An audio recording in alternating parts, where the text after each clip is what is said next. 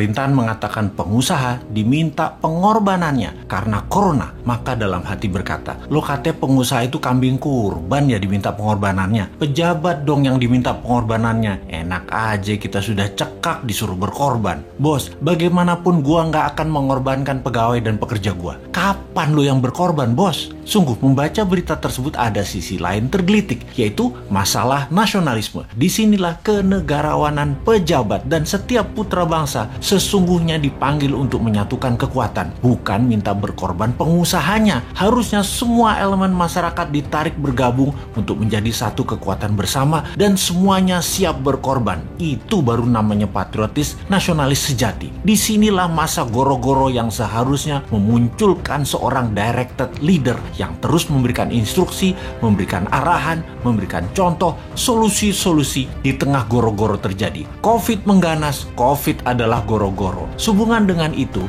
karena kita new mind, kita harus bergerak. Menunggu petunjuk pejabatnya sebatas himbauan, kita harus lebih agresif lagi. Kita bergerak lebih cepat lagi. Kita bertindak membantu sesama. Ayo kita buat gerakan bendera putih untuk memberikan bantuan makanan dan obat-obatan di mana-mana kepada semua yang membutuhkan. Bagi mereka yang memerlukan bantuan apapun, misalnya perlu makanan, perlu uang untuk hidup, perlu vitamin, perlu obat-obatan, kibarkan bendera putih di tempat tinggal Anda. Siapapun yang melihat bendera putih tersebut pasti tergerak hatinya untuk menengok dan melihat apa yang Anda butuhkan. Bersiaplah jujur, terbuka, dan pasti kaum patriotis nasionalis akan membantu bendera putih itu untuk bisa turun, yaitu pertolongan yang Anda butuhkan terpenuhi. Ini adalah gerakan nasional saling bantu sesama yang kekurangan dan membutuhkan secara langsung, secara pribadi. Tak perlu institusi, lembaga, organisasi, partai di foto-foto ketika membantu. Tidak perlu. Yang diperlukan adalah pertolongan dalam senyap dari sesama untuk sesama. Ayo, sahabat New Mind, kita bergerak semua. Viralkan video ini untuk memulai gerakan saling bantu bendera putih. Sekali lagi, kibarkan bendera putih yang dipasang di tempat tinggal adalah mereka yang membutuhkan bantuan dan pertolongan. Apapun itu yang mereka butuhkan. Dan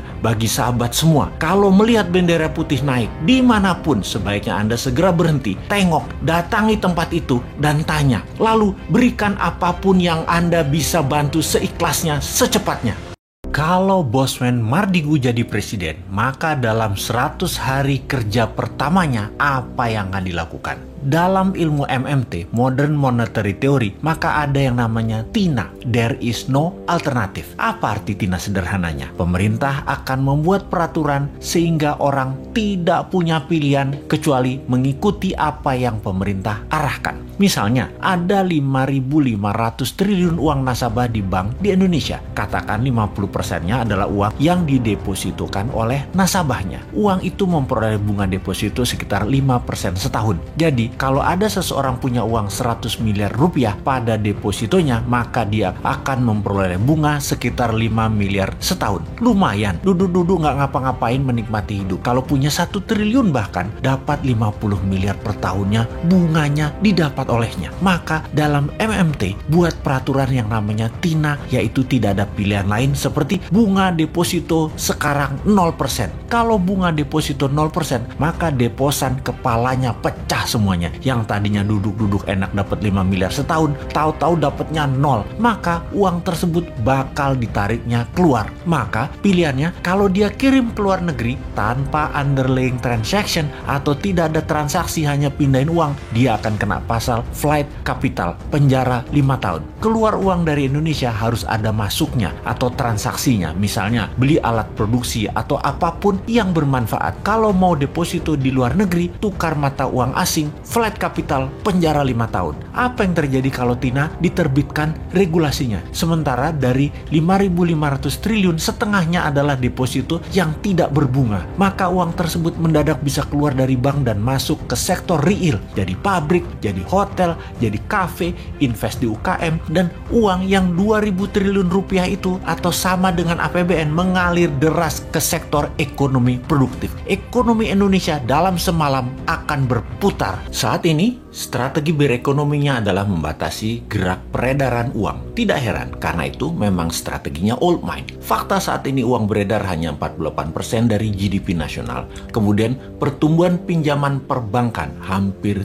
tidak tumbuh. Padahal salah satu indikasi untuk tumbuh ekonomi sebuah negara adalah pertumbuhan pinjaman perbankan di sektor industri di atas 10% per tahunnya dibanding tahun yang lalu. Strategi Tina adalah membanjiri pasar dengan uang segar baru, yaitu uang di bank deposito nasabah digelontorkan keluar ke sektor real. Itu strategi pertama yang sudah kita jelaskan. Ada strategi berikutnya untuk membanjiri uang ke Indonesia, yaitu dalam 100 hari pertama Newmind menjabat presiden adalah memanggil para naga-naga yang telah lama berbisnis di Indonesia. Minimum 9 naga hadir di istana. Di istana dipasang kamera dari seluruh media elektronik termasuk live YouTube dan media sosial lainnya. Ketika mereka hadir dalam meja pertemuan, maka siaran langsung dimulai. Presiden akan mengatakan, "Pak A, menurut data di kantong saya, Anda dan keluarga yang telah 50 tahun membangun bisnis di Indonesia memiliki uang tunai di negara lain lebih dari 10 billion dolar atau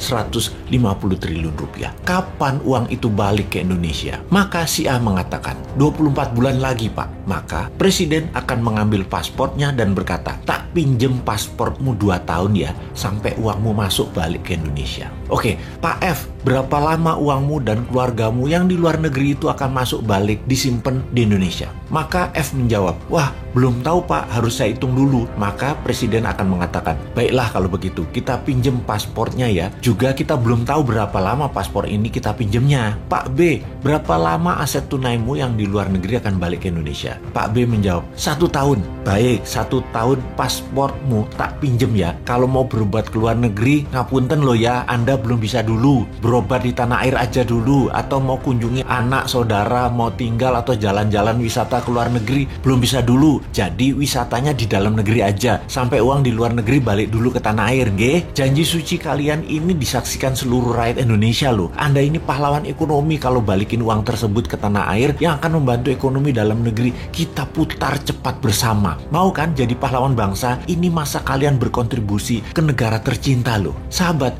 dari 11.000 triliun yang ada di kantong, pasti dengan strategi ini minimum separuhnya balik masuk ke Indonesia dalam setahun ke depan. Sulit mereka para naga nggak keluar negeri karena berobat itu di masa tuanya. Mereka juga berpenyakit kok, nyaman dengan dokter luar negeri. Juga sulit mereka tidak mengunjungi dan melihat simpenan-simpenan tanda petik ya, simpenan mereka yang banyak itu. Makanya, jangan pilih Mardiko jadi presiden.